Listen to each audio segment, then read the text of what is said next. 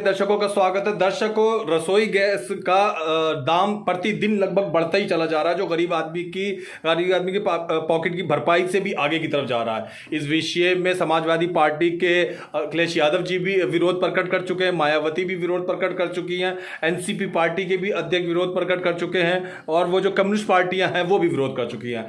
आज हम मौजूद हैं भारतीय सत्य विजय पार्टी के कार्यालय में, जो इसी बात का आक्रोश प्रकट कर रही है कि ये रसोई गैस के दाम इतने क्यों बढ़ाए जा रहे हैं। मुकेश शर्मा जी, क्या विचार है आपका इस विषय में? ताज़ा खबर के दर्शकों को मेरा प्यार भरा नमस्कार। ऐसा है नाबे जी, जो हमारे देश की गवर्नमेंट है, एक तो ये तानाशाही है जी। दूसरा जो है कि इनके अंदर दर्द नाम की कोई चीज़ नहीं है जी। गरीब को, इनका नारा था कि गरीबी हटाएंगे, ये गरीबों को हटाने के लिए लगे हुए हैं। आज एक तो बेरोजगारी हद से ऊपर जा रही है, अपनी चरम सीमा को पार कर चुकी है, ऊपर से महंगाई की मार पड़ रही है। आज गरीब आदमी जो है अपने बच्चों को भोजन तक नहीं खिला पा रहा है। इस सरकार के लिए इसलिए लोगों ने चुन के नहीं भेजा था कि मतलब इस तरह कमर तोड़ महंगाई बढ़ाएंगे।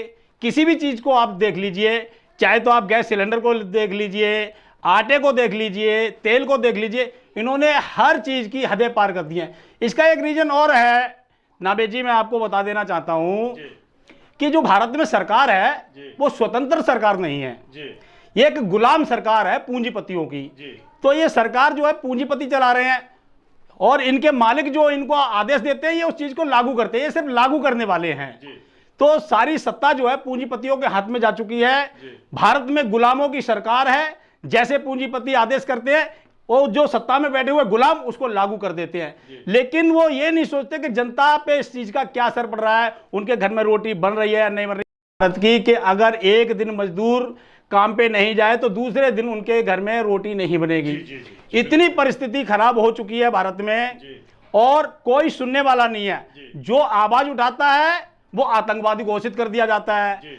नाबे जी, बुरा मत मानना, मैं सभी मीडिया वालों के लिए ये बात नहीं कह रहा हूं। हमारे देश में अच्छी मीडिया भी है, कुछ बिकाऊ मीडिया है, वो उन गुलामों की भी गुलामी कर रहे हैं। मतलब एक तो सत्ता गुलामों की है और दूसरा से मीडिया भी गुलामों की गुलाम बन गई है। तो सच्ची खबर ना मीडिया दिखा रही है। देश में जो अत्याचार हो रहा है इसमें सत्ताधारियों का और मीडिया का बहुत बड़ा रोल है। मीडिया एक सूर्य की तरह है, आप मेरी बात को बहुत गहराई से समझिए कि मीडिया एक सूर्य की तरह प्रकाश है, जिसके प्रकाश के आगे अंधकार नहीं आना चाहिए। लेकिन भारत की मीडिया के आगे, जैसे आपने देखा होगा ना बारिश के मौसम में बादल सूर्य को ढक लेता है और धूप की किरणें जो है प्रकाश जमीन पे नहीं आ पाता, इसी तरह जो मीडिया का प्रकाश है वो लालच के बादलों ने ढक लिया है। तो कहीं ना कहीं भ्रष्टाचार में मीडिया भी संलग्न है। अगर मीडिया प्रकाश डाले तो शायद हो सकता है ये जो गुलाम सत्ताधारी बैठे हैं इन पे फर्क पड़े, लेकिन उन्हें पता है कि जो डमरू बजाने वाले हैं उनको उन्होंने कब्जे में कर रखा है। तो आज देश में स्वतंत्र सरकार नहीं है और देश हमारा आजाद नहीं है। हमारे देश में जो पहले लड़ाई हुई थी गुलामी के टाइम पे, जो हमारे देश में जंग लड़ी गई थी कि देश आजाद होगा, उन लोगों ने एक स्वतंत्र भारत का सपना देखा था। लेकिन भारत तो आजाद तो हुआ लेकिन संपूर्ण आजाद नहीं हो पाया। इस बात को भारतीय सत्य पार्टी बार बार कहती है कि आज भी भारत हमारा संपूर्ण स्वतंत्र नहीं है, संपूर्ण आजाद नहीं है। भारतीय सत्य पार्टी ने इस बात का संकल्प उठाया है कि जन जन को जगाएगी और जिस दिन भारतीय सत्य पार्टी सत्ता में आएगी संपूर्ण आजादी दिलाएगी पूरे भारत के लिए। और यही भारतीय सत्य पार्टी का प्रयास है, क्योंकि जब तक ये गुलामों की सरकार रहेंगी, जब तक पूंजीपतियों के जेब में सत्ताधारी जागता, आज देश की स्थिति इतनी खराब हो चुकी है कि देश करा रहा है, खून के आंसुओं से रो रहा है। गरीब के घर में खाने को पैसे नहीं, बच्चों अगर कोई बच्चा दूध के लिए विलख रहा है तो उसको दूध खरीदने के लिए पैसे नहीं। ऐसी सरकार को भारतीय सत्ता पार्टी एक बार नहीं लाख बार धिक्कारती है। धिक्कार ऐसे सत्ताधारियों के लिए कि सत्ता पे बैठ के भी देश का पालन नहीं कर पा रहे, देश का बच्चा दूध के लिए विलख रहा है, देश का आदमी रोटी के लिए भी लग रहा है। ऐसी सत्ताधारियों के लिए भारतीय समाजवादी पार्टी बार बार नहीं लाख बार धिक्कारती है। धिक्कार है ऐसी सत्ताधारियों पे, धिक्कार है ऐसे गुलाम सत्ताधारियों पे। जब तक ये गुलामों की सरकार भारत में रहेगी तब तक भारत की स्थिति यही रहेगी, कमरतोड़ महंगाई बढ़ती रहेगी, क्योंकि इनके हाथों में कुछ है नहीं। जिस दिन स्वतंत्र भारतीय समाजवादी पार्टी की स्वतंत्र सरकार आएगी उस दिन पूरा भारत स्वतंत्र हो जाएगा।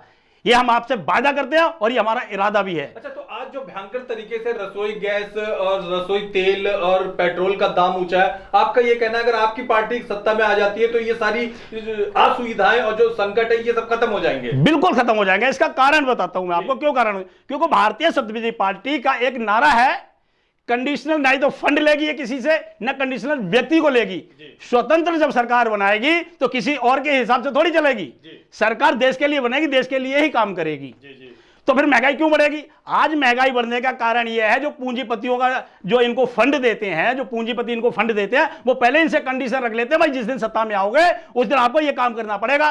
ये गुलाम लोग उनसे वायदा करते हैं, कहां जी ऐसा ही होगा, और फंड लेके सत्ता में आ जाते हैं, और उसके बाद में ये जो गुलाम है देश के, उनके हिसाब से सत्ता को चलाते हैं, खुद के हिसाब से नहीं चलाते। अगर भारत में स्वतंत्र सरकार हो तो हर निर्णय सरकार का हो। आज क्या निर्णय सरकार का? आज किसान के ऊपर अगर मैं टिप्पणी थोड़ी सी करना चाहूं कि आज 9-10 महीने होने जा रहे हैं, उनकी मांग पूरी क्यों नहीं हो रही है? क्योंकि गुलामों की सरकार बैठी हुई है, क्योंकि उनके मालिक आका पीछे बैठे हुए हैं। उनके आका जब तक इजाजत नहीं देंगे तब तक ये गुलाम कैसे कानून को रद्द कर देंगे? तो कहानी कहीं तक ये है। और भारतीय समाजवादी पार्टी जब भी सत्ता में सरकार बनाएगी, स्वतंत्र सरकार बनाएगी और देश में संपूर्ण स्वतंत्रता लाएगी। बहुत बढ़िया। अच्छा, मैं ये देख रहा हूं कि वो राजनीतिक दल जिनका ये जिम्मा है कि बढ़ती महंगाई के प्रति अपना आक्रोश प्रकट करें, वो भी कहीं ना कहीं शांत या दबे चुपे नजर आ रहे हैं। गिनी चुनी पार्टियां, सत्य विजय जैसी पार्टियां ही नजर आ रही हैं जो आक्रोश की आवाज उठा रही हैं। तो क्या मतलब आपके सीने में जनता का दर्द ज्यादा है या फिर आपको किसी का डर नहीं है? मैं बताता हूं, इसका कारण है कि जो सत्ताधारी वो भी उसी गुलामी से गुजरी हुई है। वो भी स्वतंत्र सरकार नहीं चलाई उन्होंने भी, वो भी पूंजीपतियों के ही पैसों से उन्होंने सरकारें चलाई। तो वो कहते ना पुरानी कहावत है, चोर चोर मौसेरे भाई। तो भाई एक दूसरे के खिलाफ आवाज उठाएंगे कैसे? आप लोगों ने डिबेटों में देखा होगा, टीवी चैनलों पे ये शब्द भारतीय समाजवादी पार्टी के नहीं है, लेकिन फिर भी बोलने पड़ रहे हैं। जैसे कुत्ते भौंकते हैं ना एक दूसरे की गली के आके, उस तरह के ये एक दूसरे की कमियां निकालते हैं। तो एक बात बताइए, आप लोग एक दूसरे की कमियां निकालने के लिए जनता ने चुना है क्या? आपको चुना है कि उनकी कमियों को नजरअंदाज करके आप अपने ढंग से सत्ता चलाइए, ना कि उनकी कमियों को निकालिए। तो ये सही मायने में सब एक दूसरे पे कीचड़ उछाल के और एक दूसरे पे शांत हो जाते हैं। आज कांग्रेस अगर आवाज उठाती है, बीजेपी कहेगी तुमने भी तो ये किया है, तो कांग्रेस शांत। बीजेपी कोई आवाज उठाई, कांग्रेस कहेगी तुमने भी तो ये काम किया। अरे इन बेशर्मों से ये पूछा जाए कि आप नेहरू तक को याद कर लेते हो, नेहरू आज जिंदा है। जनता ने वर्तमान सरकार चुनी है, इसलिए चुनी है कि वर्तमान में कार्य हो, लेकिन ये भविष्य के बजाय भूतकाल में क्यों जाते हैं? 70 साल पुरानी बात करते हैं। मैं कहता रहा हूं, बजाय वर्तमान और भविष्य में जाने के बजाय ये भूतकाल में क्यों जाते हैं? क्योंकि देश चलाना इनके वश का नहीं है।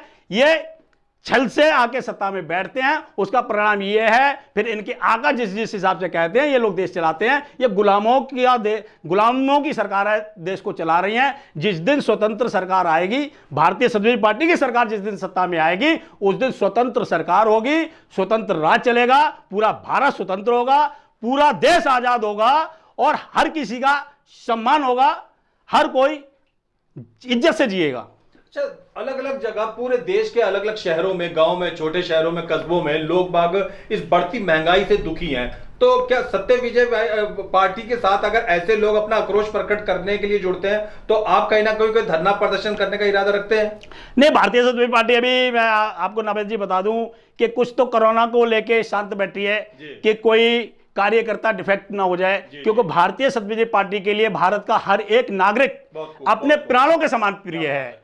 अगर भारतीय समाजवादी पार्टी के आंदोलन के कारण अगर कोई डिफेक्टेड होता है तो शायद हम अपने आप को क्षमा नहीं कर पाएंगे। बड़ी बात क्या कहते हैं? इन्फेक्टेड, जी हाँ जी, क्योंकि हमारी पार्टी तो फिलहाल कोरोना महामारी जब तक नहीं जा पा रही है तो इस वजह से जनता की आवाज सही तरीके से भारतीय जनता पार्टी सही ढंग से नहीं उठा पा रही। लेकिन अब भारतीय समाजवादी पार्टी रोड पर उतरने की तैयारी कर रही है, लेकिन गैदरिंग कम रखेगी। जी, बहुत गैदरिंग कम रखेगी और हर चीज का ध्यान रखा जाएगा कि पार्टी का हर कार्यकर्ता जो भी रैली में आएगा वो सबसे पहले कोरोना टेस्ट करा के आएगा।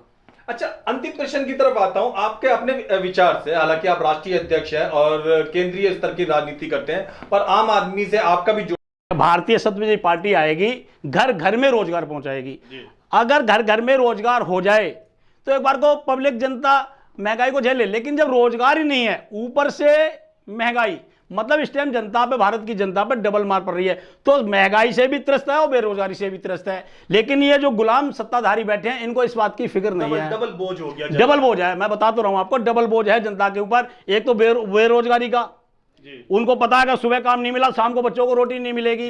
ऊपर से महंगाई, उनको अगर 300 रुपए की झाड़ी मिल रही है तो 300 रुपए की झाड़ी में वो आटा लाएं या तेल लाएं, क्या लाएं, या सिलेंडर भरवाएं। तो आज जो है भारत में सबसे ज्यादा भुखमरी है, और भुखमरी इसीलिए है कि इस टाइम देश में सबसे बड़े गुलाम बैठे हुए हैं और पूंजीपति राज कर रहे हैं, और वो अपने हिसाब से, मतलब रिमोट का इस्तेमाल कर रहे हैं, और गुलाम सत्ताधारी उनके हिसाब से देश चला रहे हैं। लाखों हजारों लोग आपकी आवाज, आपकी बात सुन रहे हैं, कैसे इस आपकी तथाकथित गुलाम सरकार से छुटकारा पाया जा सकता है? जिस ऐसा है ना, इसके लिए भारतीय समाजवादी पार्टी ने अपने सभी कार्यकर्ताओं से कहा है कि जन जन में जाइए, आप जनता के बीच में जाइए, उनको सच्चाई बताइए। आज क्या है, मैं आपको बताता हूं कि लॉलीपॉपो देते हैं कि जी 500 रुपए हमने साल के दे दिए, 6,000 रुपए साल के दे दिया। एक आंकड़ा लगाइए, इन्होंने 6,000 रुपए साल के हिसाब से किसानों को दिया, ठीक है। और जो चीज हमारे लिए, पेट्रोल पे ले लो, पेट्रोल अगर हमारा 80 रुपए प्रति लीटर था, आज हमें 100 रुपए प्रति लीटर मिला है। उसका आंकड़ा आप लगाइए, उसका आप आंकड़ा साल का लगाइए, तो आपने 6,000 देके 12,000 तो वापस ले लिए। तो फिर आपने दिया क्या? आप जो है जनता को सीधा देते हैं और घुमा के ले लेते हैं महंगाई के नाम से। तो ये सब चीजें भारतीय समाजवादी पार्टी जनता के बीच में जाएगी और उनको जागरूक करेगी, और कोशिश करेगी कि भारतीय समाजवादी पार्टी को भारत की जनता चुने और स्वतंत्र भारत को बनाए। आपने ताजा खबर चैनल को समय दिया, इसके लिए बहुत बहुत धन्यवाद। नमस्कार।